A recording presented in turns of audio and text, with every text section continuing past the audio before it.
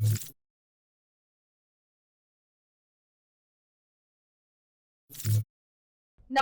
હું છું પ્રિયા અને તમે જોઈ રહ્યા છો જનતા કી જાણકારી ન્યૂઝ।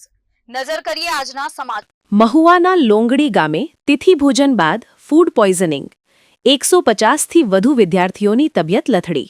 ઘટનાની ગંભીરતા જોતા તાત્કાલિક 108 એમ્બ્યુલન્સ અને ખાનગી વાહનો દ્વારા બાળકોને મહુવા શહેરની હોસ્પિટલોમાં ખસેડવામાં આવ્યા હતા। સરકારી હોસ્પિટલ હાલ 70 જેટલા બાળકો મહુવા સરકારી હોસ્પિટલમાં સારવાર હેઠળ છે।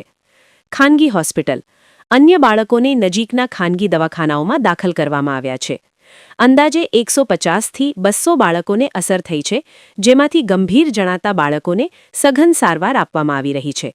સદનસીબે મોટાભાગના બાળકોની સ્થિતિ હાલ સ્થિર છે। અહેવાલ વિજય બારૈયા, મહુવા।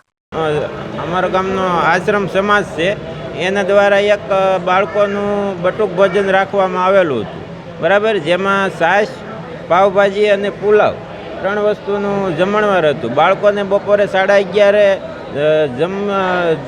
જમાડ્યા હતા અને એ પછી આ 2 વાગ્યાના અરસામાં બાળકોને પેટમાં દુખાવો અને ઉલટી જેવી ફરિયાદો થઈ હતી, જેમાં વાલીઓ વધારે પડતી હતી એ આસપાસના દવાખાનામાં જે સારવાર આપી હતી, બરાબર। પછી વધારે પડતું થતાં અમે ગામ લોકો જાગૃત બની અમારા ગામના પ્રાથમિક આરોગ્ય કેન્દ્રમાં અમે જે કાંઈ જરૂરી બાળકો જેને તકલીફ હતી એને પ્રાથમિક સારવાર આપેલ અને વધારે પડતી જે કાંઈ તકલીફ હતી એ લોકોને અમે મહુવા સરકારી હોસ્પિટલમાં રિફર કરેલ, બરાબર। અને જ્યાં અત્યારે 47 બાળકોને ટોટલ આપણે અહીંયા લાવ્યા છીએ અને એની સારવાર અત્યારે શરૂ છે। અને જેલ સ્કૂલનું નામ પ્રાથમિક શાળા લોંગડી।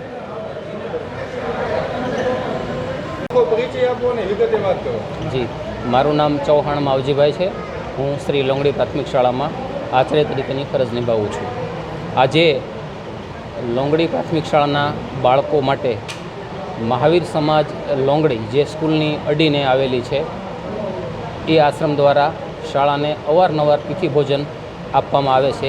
એ રીતે આજે પણ હનુમાન જયંતિ નિમિત્તે બાળકોને પાઉંભાજી, પુલાવ અને છાશ અને સંભારો એની સાથે છે એ 600 જેટલા વ્યક્તિઓનું એ જમણવાર હતું, જેની અંદર ગામની 3 બાલ મંદિર, પ્રાથમિક શાળાના તમામ બાળકો, સમગ્ર સ્ટાફ અને આમંત્રિત 100 જેટલા મહેમાનો એ સૌ સાથે ભોજન લીધું।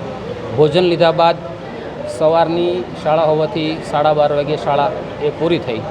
ત્યાર પછી 3:30 આજુબાજુ ખ્યાલ આવ્યો કે બાળકોને છે એ આવી અસર થઈ છે અને વોમિટિંગનો પ્રશ્ન એ બાળકોમાં સાંભળવા મળ્યો।